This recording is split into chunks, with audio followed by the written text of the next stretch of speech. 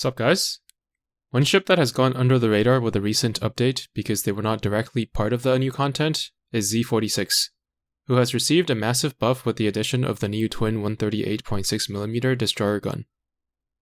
Since the twin 138 is the new best gun on probably 90% of ships that can equip it, you may be wondering why I'm singling out Z46, and the reason for that is because due to her buff when equipping an AP weapon, before the new rainbow AP gun, she had to use the twin 128mm SKC, which gave her just slightly higher damage than neglecting the skill altogether and using the twin 100 Kai.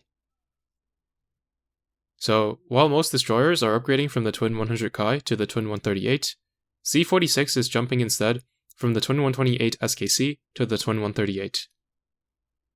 Keep in mind that the absolute cooldown of the twin 100 Kai is lower than that of the slower guns like the twin 138, so the DPS value for the twin 100 Kai is not exactly accurate here.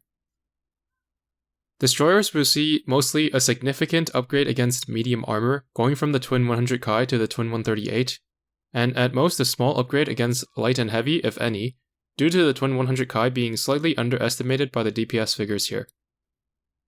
However, jumping from the twin 128 to the twin 138, Z46 sees an increase of around 70% in DPS across the board, and that is not to mention another increase of 25 firepower, which is somewhere between a 5 to 10% damage increase to her shelling damage.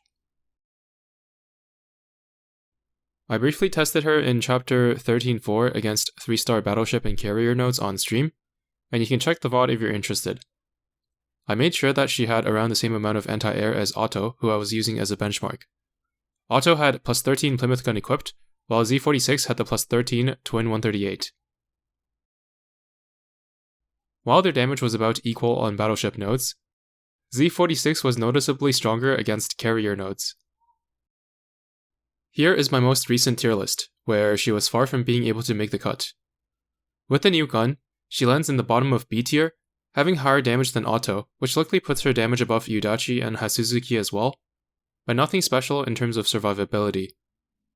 Also keep in mind that her firepower buff requires that the fleet she's part of is consistently shooting down planes, so her performance may dip outside of campaign chapters 12, 13, and 15. In conclusion, while she doesn't suddenly jump to being the best destroyer in the game, for players who want to use an Ironblood destroyer just for the sake of it, she is now a solid option. If you want to sortie a full Z fleet with Z1 as a buffer, you may consider taking Felix and Z46 over Otto if you don't need the tankiness of both Felix and Otto. And for those who are curious about Mogador, I haven't finished maxing her out yet, but in her current state I would put her in the middle to low A tier.